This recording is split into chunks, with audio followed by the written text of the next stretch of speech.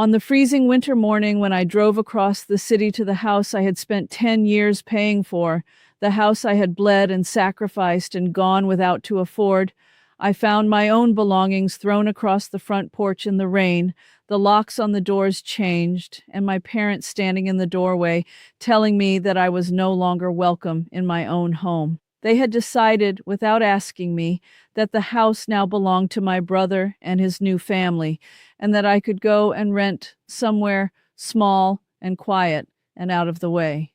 They honestly believed that I would simply accept it, that I would lower my head and walk away the way I always had. But what they had forgotten in their cold and arrogant certainty was a single, simple, undeniable fact. The name on the deed to that house was mine, and mine alone. And what I did next, they never saw coming. The truth behind my story is brutal. But before I begin, please drop your location and your local time in the comments below. I truly want to see where in the world my voice is reaching tonight, and from how many different places you are all joining me in this fight for what is right. My name is Grace. I am a 40-year-old real estate agent living and working in the cold, mile-high city of Denver, Colorado. For as long as I can remember, I believed that blood was thicker than water, and that family was something you sacrifice for without question, even if it cost you your savings, your comfort, and your peace of mind. I grew up in a house where my worth was measured by one single thing, what I could provide. If I achieved something, it was never a reason to celebrate. It was simply treated as a new resource for the family to use. Selling real estate in a competitive city is a brutal and uncertain way to make a living. There is no steady paycheck. You eat only what you hunt. My days began before sunrise, with phone calls and showings, and they rarely ended before 9 or 10 at night. While other agents my age spent their weekends skiing in the mountains, traveling, or building lives of their own, my weekends were swallowed by open houses and by the endless arithmetic of keeping an entire family afloat. I was the dependable daughter. I was the responsible sister. I was the one everybody called the moment something went wrong, because they all knew that I would fix it, no matter what it cost me. When you spend your whole life being the financial and emotional foundation of an entire family, you slowly learn to ignore your own exhaustion. You begin to believe that the constant stress, the sleepless nights, and the hollow loneliness are simply the price of being a good person. I told myself that if I just worked a little harder, if I just closed a few more deals, then one day my parents would finally look at me with the love and the respect that I was starving for. But that kind of hope is a fragile thing, and mine was about to be shattered by the very people I had given everything to protect. For 10 long years, I was the only thing standing between my family and total collapse. I was not simply helping out with a few groceries here and there. I was carrying the full weight of their entire existence on my shoulders. The largest thing I carried was the house itself. 10 years earlier, when my parents were about to lose the home they were renting, I had made a decision that would define the next decade of my life. I bought a house. I qualified for the loan on my own. I made the down payment from my own savings. I signed every document. The deed was placed in my name, and only my name, and I let my parents and my brother move in, because I believed that was what a good daughter did. Every single month for 10 years, the mortgage payment came directly out of my bank account. I paid the property taxes, I paid the insurance, I paid for the heat, the water, the internet, and the repairs whenever something broke. I treated that house as a gift to my family, a roof over their heads that I would gladly provide for the rest of my life. But the heaviest weight I carried under that roof was never the mortgage. It was my younger brother, Ethan. Ethan is 34 years old, and he is the undisputed golden child of our family. He is a charming, arrogant, deeply entitled man who has never held a steady job for more than a few months at a time. From the moment he became an adult, my parents decided that Ethan was special, that he was too talented and too important for ordinary work. Every time he quit a job or got fired or walked away because someone dared to ask something of him, my mother Sandra and my father Paul would rush to comfort him. They told him that his big opportunity was always just around the corner, that the world simply did not appreciate his gifts, that a man so special should never have to settle for common labor. If a manager criticized him, Sandra would insist they were jealous. If he failed to show up for work, Paul would blame the company for being unfair. They shielded him from every single consequence of his laziness, and in doing so, they raised a grown man who truly believed that the world and his sister owed him a comfortable life. And the person funding that comfortable life, of course, was always me. I remember one Thanksgiving, 3 years before everything fell apart, when I arrived at the house exhausted after working all morning, carrying bags of groceries I had bought for the family dinner. Ethan was lying on the couch playing a video game, and he did not even look up. When I asked him to help me carry the bags inside, he told me that was my job, not his. And my mother actually laughed and agreed. I stood in the kitchen of the house I was paying for, unpacking a feast I had bought with my own money, while the golden child played his games and the parents who raised us looked on with pride. I told myself it did not matter. I told myself that I did not need thanks. The truth was that every small moment like that one was carving a hollow space inside me, a space I had spent years trying not to feel. So, while Ethan slept until the afternoon in a house I paid for, played video games until sunrise, and spent money he had never earned, I was driving across the city in the dark, knocking on doors, chasing deals that might fall apart at the last minute, doing everything I could to keep the money coming. My social life slowly faded into nothing. When friends invited me out, I usually said no, because every dollar I earned was already promised to the mortgage, to Ethan's endless needs, and to the constant emergencies that always seemed to find my family. There were nights I will never forget. I remember sitting alone in my car, outside an empty open house in the dead of winter, the heater broken, waiting for buyers who never came, eating a sandwich I had packed that morning so I would not have to spend money on dinner. I remember a deal collapsing at the last possible moment, a deal I had counted on to make the mortgage payment, and driving home in tears, only to receive a text from my mother asking when I was going to send money for Ethan's new phone. I remember a kind colleague named Marcus, the only person who ever seemed to truly notice me, gently asking one afternoon why a successful agent who sold beautiful homes for other people still lived in a cramped little apartment with a furnace that barely worked. I did not have an answer for him. The truth was too humiliating to say out loud. The truth was that I had given the best house to my family and kept the worst one for myself, and I had convinced myself that this was what love looked like. While Sandra, Paul, and Ethan lived in comfort inside the home I provided, I lived in a small rented apartment on the other side of the city, a cramped place with thin walls and an old furnace that struggled through the Colorado winters. I drove an old car, I packed my own lunches, I gave my family the beautiful house with the big yard and the finished basement, and I kept almost nothing for myself because I believed that sacrifice was the truest form of love. I told myself that one day, when the mortgage was paid off, the house would be a legacy for all of us, a symbol of everything I had built. I had no idea that my own family was quietly planning to take that legacy away from me. The plan, I would later learn, began the day Ethan's girlfriend became pregnant. Suddenly, Ethan was going to be a father, and my parents decided that this changed everything. In their minds, a growing family needed a real home, and the obvious solution, the only solution they ever considered, was to give my house to Ethan. Not to ask me, not to thank me, not to offer to buy it from me or to help me in return. They simply decided that the home I had paid for over 10 years would now belong to the golden child, and that I, the daughter who had made it all possible, would quietly disappear from the picture. I did not know any of this. For weeks, my mother had been unusually warm on the phone, asking me strange questions about the house, about the paperwork, about whether the mortgage was nearly paid off.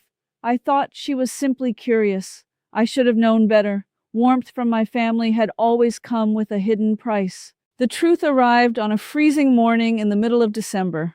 I had not heard from my parents in several days, which was unusual, so I drove across the city to check on them, to bring groceries, to see if everything was all right. I will never forget what I saw when I turned onto their street. There, on the front porch of the house I had paid for in the cold winter rain, were boxes and bags of my own belongings, the few things I kept in my old childhood bedroom, thrown out and left to get soaked. My mother stood in the doorway with her arms crossed. My father stood just behind her, and the locks on the front door, I would soon discover, had been changed. I climbed the porch steps, confused, asking what was happening, asking why my things were outside. My mother looked at me with a cold and final expression and told me that the family had made a decision. She said that Ethan was going to be a father now, that he needed the house far more than I did, and that I had my own little apartment to go back to. She said that it was time for me to step aside and let my brother build his family in a proper home. My father nodded along, telling me that this was simply how families took care of one another, that I should be happy to help my brother in his time of need. I stood there in the freezing rain, the water soaking through my coat, and I asked the only question that mattered. I asked them whose name was on the deed to this house. My mother waved her hand as if the question were nothing, as if it were a small and irritating detail. She said that the deed did not matter, that family was about more than paperwork, that I had always been too obsessed with money and possessions. My father stepped forward and told me, in a voice dripping with contempt, that I had always thought I was better than this family, that my mother was right, that I needed to stop being so selfish and let my brother have what he needed. Then Ethan appeared in the doorway behind them, smirking, his pregnant girlfriend beside him. He looked at me, at my soaked belongings scattered across the porch, and he told me to stop making a scene. He said that the house was his now, that the baby needed a yard to grow up in, and that I could find somewhere else to live, because I had no family of my own to worry about anyway. My own mother nodded in agreement. My own father stood silent. And in that moment, standing in the cold rain in front of the house I had given everything to provide, something inside me that had been bending for 40 years finally snapped clean in two. But I did not scream. I did not beg. I did not fall to my knees the way they expected me to. Instead, a strange and powerful calm settled over me, a clarity I had never felt before in my entire life. I looked at the three of them, standing in the doorway of my house, and I quietly took out my phone and I began to record. I asked my mother again, clearly, for the camera, whether they had changed the locks and thrown me out. She said yes, proudly, that they had, that the house belonged to Ethan now. I asked my father if he agreed. He said yes. I asked Ethan if he was claiming the house as his own. He laughed and said of course it was his. They had no idea what they had just done. They had no idea that every word they spoke, every cruel and arrogant claim was being captured. And they had no idea of the simple legal truth that was about to bring their entire scheme crashing down around them. The blind, unconditional loyalty I had carried my whole life was officially dead. Being the selfless, sacrificing daughter had nearly cost me a home I had paid for with 10 years of my life, and I swore to myself, standing in that freezing rain, that my life and my property would never again belong to them. I gathered my soaked belongings off the porch, carried them to my car without another word, and drove away. My mother shouted after me that I should be ashamed of myself, that I was abandoning my family, that I was selfish and cold. I did not look back. I drove to my small apartment, set down my wet boxes, made a cup of hot coffee, and began the calm and deliberate work of taking back what was mine. I did not sleep at all that night. I lay awake in my small apartment, listening to the old furnace rattle, waiting for the familiar guilt to rise up and pull me back into line the way it always had. I waited for the voice in my head that sounded exactly like my mother, telling me that a good daughter forgives, that family is everything, that I was being cruel and selfish and cold. But for the first time in 40 years, that voice was silent. In its place was something I had never felt before, something steady and unshakable and clear. It was the simple, powerful certainty that these people had shown me the truth of who they were, and that I would be a fool to ignore it for even one more day. I had spent my entire life trying to earn a love that was never going to come, and I was finally completely done. My parents had gambled everything on one belief. They believed that I would never fight back, that I would swallow my pain and walk away the way I always had, that their decision was final simply because they had made it. What their arrogance kept them from understanding was the simplest truth in the world.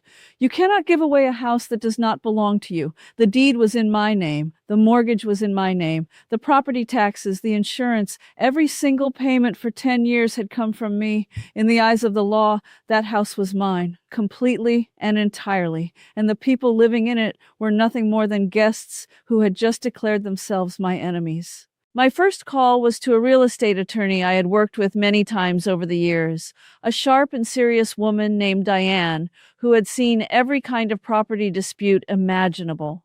I explained the entire situation to her, and then I played her the recording from the porch. When the recording finished, there was a brief silence on the line, and then Diane told me, in a calm and certain voice, that my family had made a serious mistake.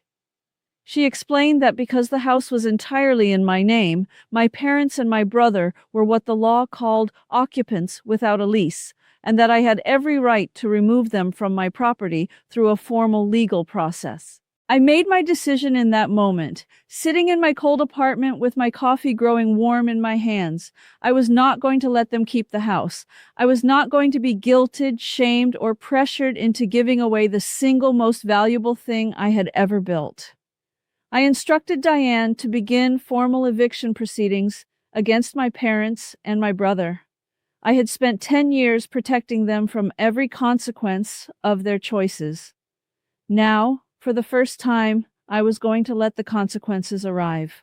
But I did not stop there. For 10 long years, I had willingly kept a long list of automatic payments flowing out of my account to support the household I no longer lived in and was no longer welcome in. With a calm hand and a clear mind, I shut down every single one of them. I canceled the automatic payments for the heat, the water, and the internet. I removed my parents and my brother from the phone plan I had paid for since the day I bought the house. The only payment I kept active was the mortgage itself, because that house was my asset, my property, and I had no intention of letting it fall into foreclosure. I was not destroying the house. I was reclaiming it. The eviction process moved forward with the cold, steady patience of the law. My family was served with official notice that they were required to leave the property. At first, they did not believe it. My mother called me, screaming, telling me that I could not possibly throw out my own family, that I was a monster, that no decent daughter would ever do such a thing. My father left long, furious messages. Ethan sent me a string of threatening texts telling me that the house was his, that the baby was coming, that I had no right to do this. I did not answer a single one of them. I simply let Diane and the legal system do their work. When the matter finally came before a judge, my family arrived in court confident and outraged, certain that the law would side with the family, certain that some judge would force me to hand over my house out of pity for the pregnant girlfriend and the unborn child. But the law does not run on feelings. The law runs on facts, and the facts were not on their side. Diane presented the deed with my name and only my name upon it. She presented 10 years of mortgage statements, all paid from my account. She presented the property tax records, the insurance records, the proof of every single payment I had ever made. And then she played the recording from the porch in which my own parents and my own brother proudly declared that they had changed the locks and claimed my house as their own. The judge listened to everything in silence, and when it was over, his expression was one of clear disapproval. He looked at my family and explained plainly that the house belonged to me, that there was no lease, no co-ownership, no legal claim of any kind that gave them the right to remain. He ruled that my parents and my brother were to vacate the property within 30 days, and he made it clear that if they refused, they would be removed by force. My mother began to cry. My brother shouted that it was not fair. My father sat in stunned, furious silence, and I sat across the room, calm and whole, watching the comfortable kingdom they had built on my back finally crumble into dust. I learned later that in the weeks before the hearing, my parents had told everyone they knew that I was a heartless monster who was throwing a pregnant woman out into the street. They had spun a story in which they were the victims and I was the villain, and for a while, some people believed them. But the law does not care about stories told to neighbors, and the truth has a way of surfacing. Once the ruling came down, the same people who had judged me began to understand what had really happened.